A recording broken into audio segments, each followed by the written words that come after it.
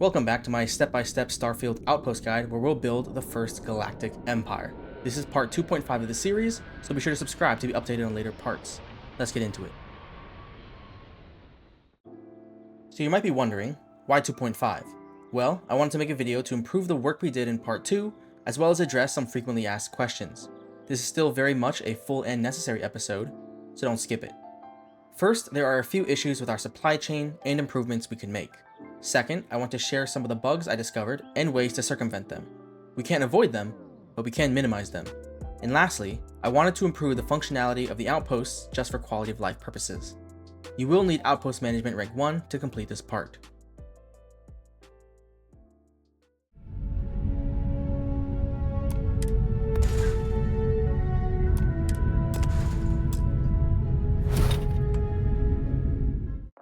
To improve our supply chain and get it ready for part 3, there are a few things we need to do and fix. Now that we have rank 1 outpost management, we can now have 6 cargo links on a planet. Let's use them to improve our Tau grade rheostat supply chain. Starting on Jaffa 4A, disconnect the red thread of Tau grade rheostat to the export link. Then build another cargo link that will just export Tau grade rheostats to Jaffa 2A.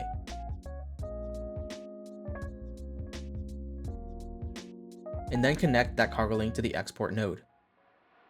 Then go to Jaffa 5A and dismantle the now deprecated cargo link and storage container. Go to Jaffa 2A and verify the cargo link that imported Tau grade rheostats is inactive, then activate the trade link that imports Tau grade rheostats from Jaffa 4A in exchange for nothing. The link between Jaffa 4A and Jaffa 5A should now be exchanging just helium-3 and copper. And Tau grade rheostats should be going directly from Jaffa 4A to Jaffa 2A. On Zeta Ophiuchi 6A, we have a supply of copper, and on Zeta Ophiuchi 1, we're extracting silver. So instead of exporting silver and using helium-3 to ship it all the way to Jaffa 4, why not just fabricate the zero wire in the system? So on Jaffa 4A, go ahead and dismantle the intersystem cargo link importing silver, and all its attachments, and the zero wire fabricators and storage. Then go to Zeta Ophiuchi 6A and build a normal cargo link that will import the silver. Build a zero wire fabricator, build the warehouse storage containers for the zero wire, build copper extractors, the solid storage containers to store them,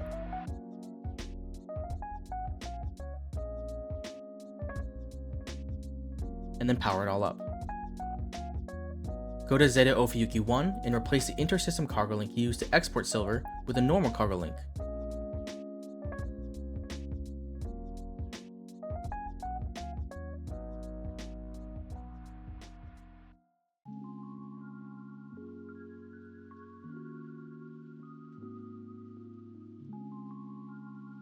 Establish the link to export silver to Zeta Ophiuchi 6A in exchange for nothing.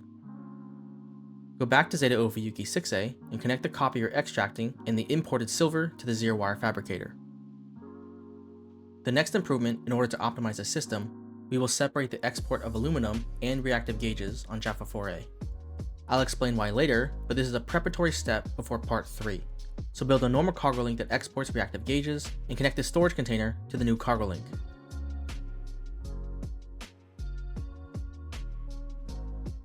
Go to Jaffa 1A and build a normal cargo link that imports reactive gauges. Move the buffer from the old cargo link to the new,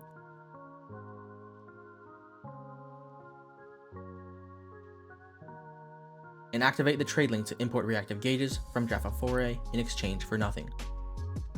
We're also going to separate the helium-3 and copper trade link, so start on Jaffa 4A and set up a cargo link that will export helium-3.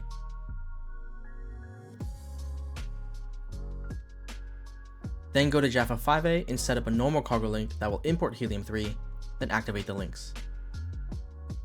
Now all your trade links should only be importing/exporting one resource.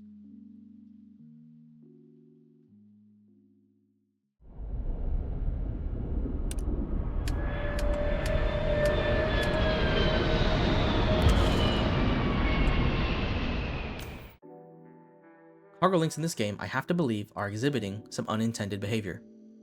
What happens is that whatever resources are loaded in the export node will be picked up and put into the cargo ship's inventory. Makes sense so far. Then when the cargo ship reaches its destination, it unloads its entire inventory, if it can, into the import node of the destination cargo link.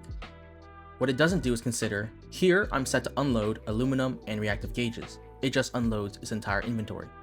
At first glance, you might think that that's fine, but what it doesn't take into consideration is resource overload, multi-resource type transportation, and/or resource imbalance. So what ends up happening is that if the cargo ship can't empty its entire inventory, the resources in its inventory stays, then it loads up as much of it can of what's inside the export node and goes back to the first location. It will then unload its entire inventory again. It follows a very simple logical chain. Do this, then this, then this. It doesn't run any checks to see if what it's doing will result in unintended behavior. So for example, take the trade route we just dismantled. Helium-3 in Talgrade rheostats in exchange for copper. Location A is exporting Helium-3 and rheostats, and Location B is exporting copper. At Location A, the cargo ship will load up its inventory with Helium-3 and rheostats, and make its way to Location B. It arrives at Location B, and there's a problem. The import container is full, and it can't dump any more Helium-3, so it will keep Helium-3 in its inventory. Then it will load up as much copper as it can in its cargo hold, and go back to Location A. Then, because it just dumps its inventory, it will unload Helium-3 at Location A, where it's supposed to be exporting, not importing. Then eventually, Helium-3 will fill up the import container, and the fabricators at Location A that need copper won't get any, and you'll have a backup of copper at Location B and a drought at Location A. A workaround is to build a storage container to capture the incorrect resource and funnel it back into the export node. This is temporary. As the buffer fills up, the same issue happens. A solution is to have trade links that only carry one resource. But the downsides are that this takes up a lot of real estate space due to needing so many cargo links, and it also takes up cargo link capacity as we only have a max of 6. You may find that your storage containers are all hooked up correctly, but resources just don't flow. What happens is that the functionality of the red thread link breaks even though they show they're still there. Just disconnect the red link and connect it back up. Resources should begin to flow properly. You don't need to delete the whole storage container.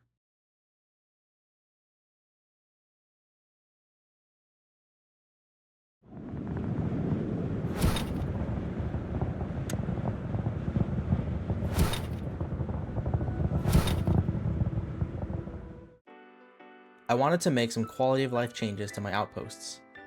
I want easy access to the resources produced, and I want to make a loop to address resource buildup. When we first set up our outposts, we made 3 storage containers per resource, extracted and manufactured. Then, if we exported those resources, I moved the middle of the daisy chain to the cargo link and exported resources from there. By doing so, it allowed the end of the daisy chain to accumulate resources and create a stockpile from which I can grab before being exported. This works because the red thread prioritizes the oldest thread first. So to improve resource acquisition, since we don't have a central location to obtain resources, I'm going to set up my outposts like this. I'm going to move my outpost marker to an open space, move the middle of the daisy chain back to where it was,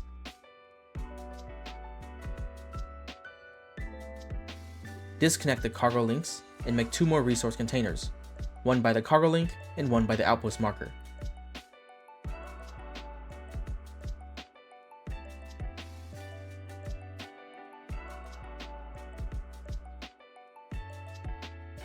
Then connect the end of the daisy chain to the container by the outpost marker.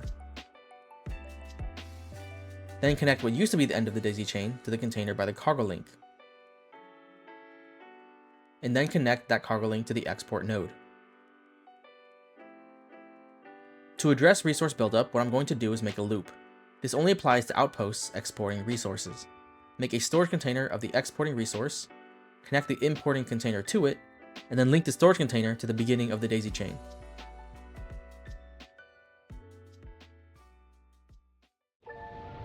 In the description, I've linked to an FAQ with the most commonly asked questions and my answers to them. It was a short episode after a long period, but part 3 is well in the works. Parts 4 through 7 are already planned out. For part 3, you will need Planetary Habitation rank 2. I know I said you'll need Outpost Engineering rank 1, but after restructuring the videos, you won't actually need it until part 5, when we do a major reorganization and restructuring in order to optimize the Empire. Thank you for watching, and if you enjoyed the content, please consider liking the video. I will see you guys next time. Bye bye now!